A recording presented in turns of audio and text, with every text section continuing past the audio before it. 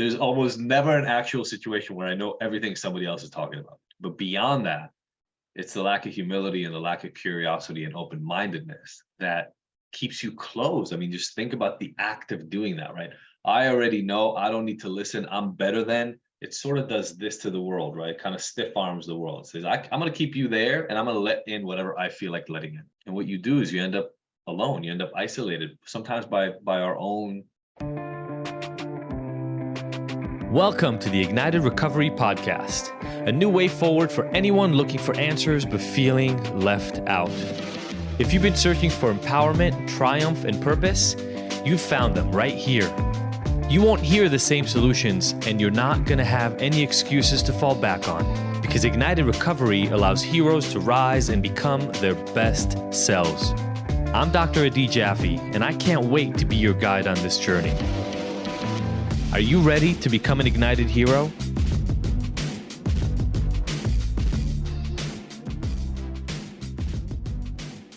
So here's one of the things that really came up for me. On this retreat, we had a lot of people who were first-time retreat goers, I would say. But even more than that, we had people for whom it was the first time doing any self-exploration. Multiple people, two of them in particular, men, who I'm not going to say got dragged into this by their partner, by their female partners. That wasn't the thing exactly. It was more like they went under the assumption that their partners were going to like this and benefit from it, and they were just going to be spectators. That was kind of the idea. And both of them told us this on day one, which was really cool. Like, look, I've never done anything like this in my life. I have zero expectations. I don't really know. Later on, we found out it was even worse than no expectations. It was more like, okay, well, I'm gonna listen to some woo-woo stuff for 3 to 4 days, and then I get to go home and just be cool with the fact that I did what I was supposed to do, and nobody can yell at me. But what I got to understand by talking to these men in particular, because it was these two men who had never been on any, never been in therapy, really, never done any self-exploration, was the beauty of naivete and curiosity. You know, we talk a lot about curiosity. We talk a lot about the value of just asking the questions. I'm anxious, I'm stressed out, my life isn't working out the way I want it to, I'm not having enough sex, I'm freaking out at work, I'm losing it on the road. The why. Hey, what's going on? Versus always having to have an answer for everything. And talking to these people who had never done any of this kind of work, they had nothing to base it on. So they started out with literally, oh no, nothing's wrong, everything is fine. I'm good. That's literally how it started. And it was clear that that was not true, right? There was a lot holding them back. And by the last day, so by the end of day one and day two, and definitely by the end of day three, it was like this spilling over of willingness.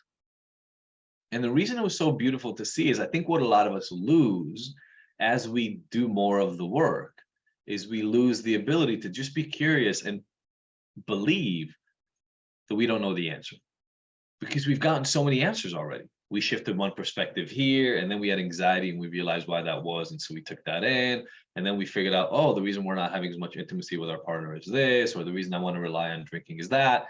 We collect a lot of answers and we expect that those answers will explain everything that comes in the future for us. But those are all assumptions.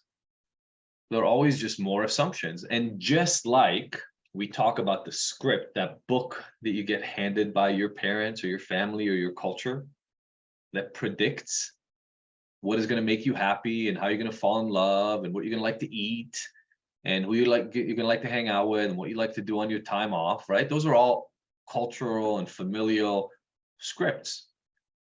Just like those things, the knowledge we acquire in our next phase becomes another version of those, and they can always be rewritten. So this one guy from Georgia, literally in the opening circle, said, as we went around, because we split everybody up, everybody got to meet small groups, 4 or 5 people at a time. And he said, you know, we don't have this back home. I don't have anybody to do this with back home.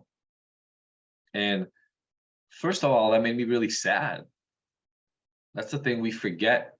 Once we have a community that we connect with, we forget the power of that, just how important it is to have a place we can go to and just feel heard, you know, just even if we're having a really crappy day, just be able to land and just go, oh my God, I'm having the shittiest day, and talk about what's going on.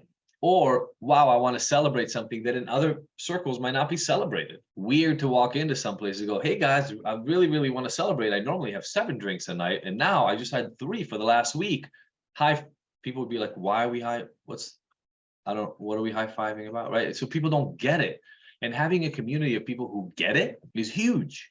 So here's this guy, this standard, typical, exactly what you would expect a rural Georgia man to be like. I think it was like a stamp. Like if you would have stamped to yourself, hey, what does a guy from Georgia, from like the rural areas of Georgia look like?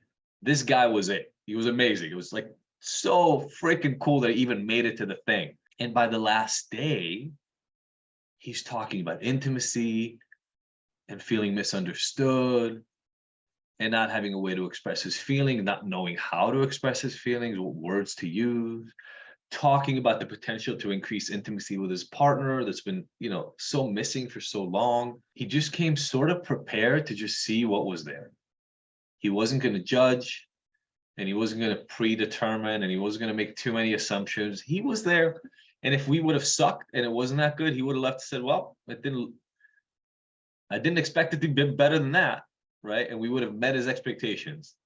He didn't expect much. But if it was better, he was there to be willing to kind of listen and tune in. And I do not know, I swear to God, even whatever it is, 2022, started doing this work in 2008, in 14 years in, going on 15 years in, I do not know of a better tool than an open mind and curiosity to get yourself to the next stage. I don't know of one. It's that ego thing that gets in our way, that says, I already know this, I don't need to listen, I know what to do, don't tell me. And I'm talking about myself too, I'm not just talking for you guys. When I land in that place, I know something is dangerous. I know I'm not in a good place. When I start thinking to myself, oh, I already know all this, I don't need to pay attention. First of all, that's hardly ever true, period. like There's almost never an actual situation where I know everything somebody else is talking about.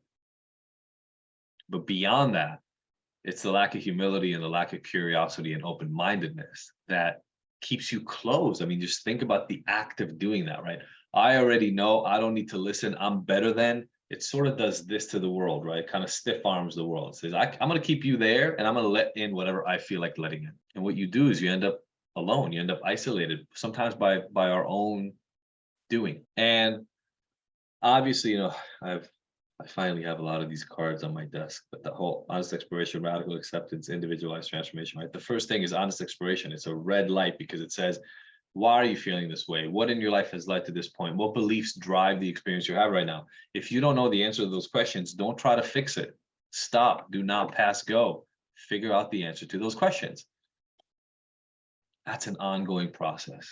Layers of an onion, right? We peel and we peel and we peel. So those are moments of open-mindedness. Those are moments of humility, right? Those are moments, because you could listen to somebody else and go, oh God, do I have to listen to this shit? I've already been there. I don't need this. I don't need to listen to this stuff. But again, that's doing this to somebody who's having feelings, who's struggling, who's in a place where you've all been before. It's that reduction in ego and that allows you to go, oh, I feel that. I'm not there anymore, but I feel it. I remember what that feels like. And I know why I'm doing the work.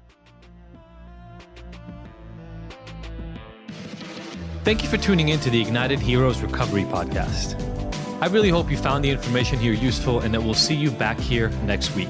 And look, I want to make sure that this podcast is the most useful it can be for you, so please let me know by emailing info@ignited.com if there are any specific topics or questions you'd like to have addressed. As usual, if you like this episode, I would love for you to leave us a 5-star review and rating. Thanks, and see you next week.